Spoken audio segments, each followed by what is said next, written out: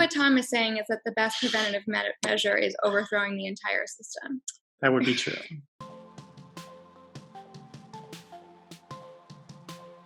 I'm Emma Ramadan. I'm one of the two owners of Riffraff Bookstore and Bar.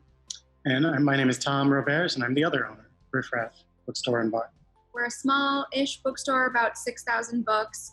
We mainly try to highlight a lot of smaller presses, independent presses, books in translation, marginalized voices, writers of color, other voices that usually kind of get left off the shelves at bigger bookstores.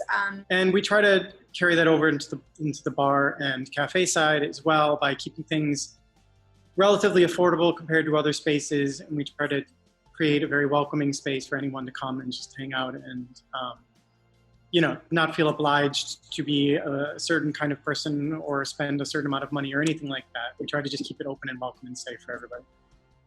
What is the status of Riffraff during the COVID-19 crisis? We closed our doors on March 15th. And at that point, then the bar, bookstore, all of it closed. I think the announcement that all the bars had to close came a few days later or something, but we decided we wanted to close. So since then, since the night of the 15th, we've been closed to the public, processing online orders, which for us is difficult because we don't have our inventory online, because we value the in-store, in-person sort of interactions with our customers and not necessarily selling things online. We were doing deliveries locally here in Providence for a couple weeks, but with the way everything is developed with the virus, we decided to stop doing that. So yeah, we're basically closed except for online stuff. And obviously the bar can't do that. So we've lost, a good chunk of our business at the moment. What do you miss about the day-to-day? What's been the hardest part of this? And what is the future?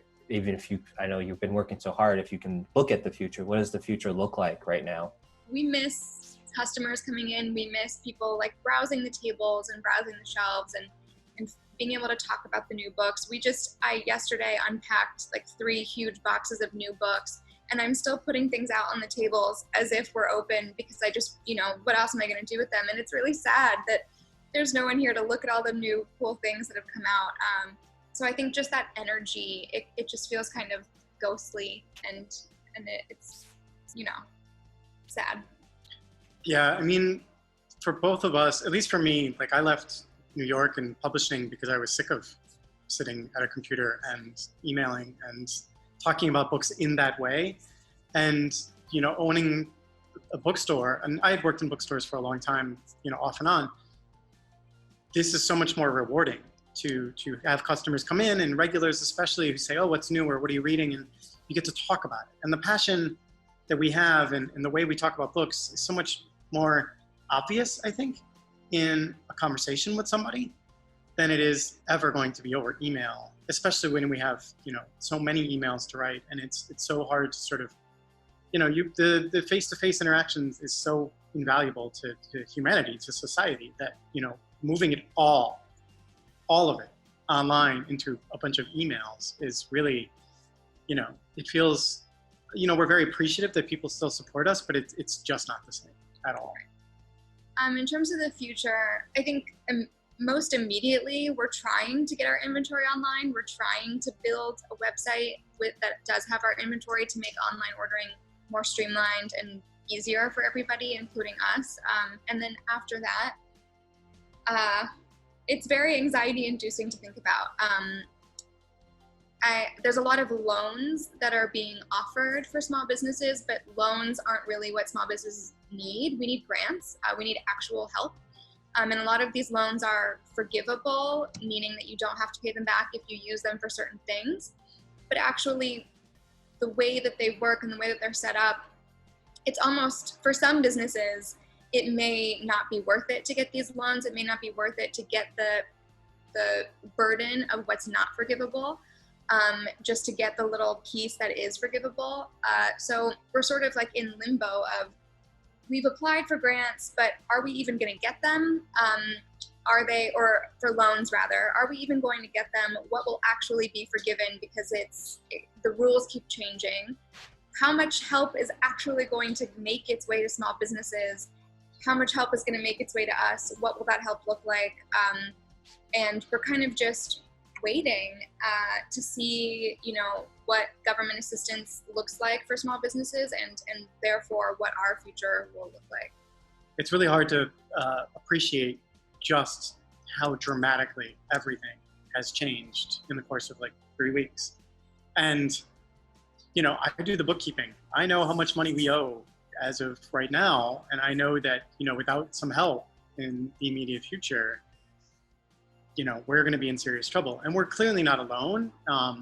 I feel like a lot of small businesses might never reopen, especially ones that just recently opened, because everything is sort of based on tax history and all of these sorts of things. And if you don't really have that to show, then you're really not going to get any of this help. Now, during this time, how can the community help to support you now, and also in the future when this is all a distant memory? So right now, the best thing that people can do for us, or for any bookstore really, or any business, is buying gift certificates, because they're basically like a little loan for when we're able to get back open. It's cash right now. It's money right now in our system. Are there any kind of lessons that you think you've learned, or advice that you have for other small businesses right now? Might be a little too soon for that. Right now we're just sort of very scared and anxious, but I think I've been very touched and honestly pretty surprised at how many people have placed online orders with us, and not even just people in Providence, but people all over the country, and who know of us and have never been able to come inside, and now they can order a book online from us. So I think like seeing the power of community, and just, if people care about your business, they're going to come out and they're going to help you and they're going to support you, and like the value of just of having those valued customers, and having like being a good space for your community. People are going to show you, they're going to help you in return, and that that's kind of what small business is all about, is like really putting yourself in your community and being a part of your community, so that if disaster strikes and a global pandemic breaks out, there are people who care enough to place an online order. What sort of preventative measures, that either within our government, within our community, that could have been placed to better support small businesses like yourself, that maybe you would want to see after this crisis is over, and we're able to sort of evaluate better support for businesses? There's so much focus on the top, on the corporate level, that it's very easy for a lot of small businesses. And we're pretty damn small, but we have friends who are self-employed, and who there is no safety net for them whatsoever, because they are, we have a good friend who's a welder. If his work all just falls away, who does he turn to? This is not exactly a small business in the same way that we are. He's just sort of he's his own employee, he's his own only employee.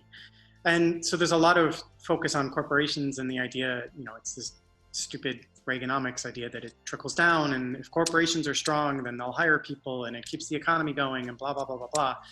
When it's just not true. I mean, something like 60% of Americans actually do work for what's classified as a small business. And I understand that it's difficult to offer universal help to small businesses, since they're all so different and all of these various issues. But if it were a little easier to just inject actual help to these businesses without much red tape, it would certainly go a long way towards helping everyone survive this pandemic. What Tom is saying is that the best preventative measure is overthrowing the entire system. That would be true. What does it look like to bounce back from this? What do you think it'll take? I don't have a good answer. It just feels like it's going to be a very long process, and we're taking on even more debt to get ourselves out of this situation and be able to reopen. And I feel like we won't feel like we have bounced back until you know, it's full in here again, and we can start paying back the loans.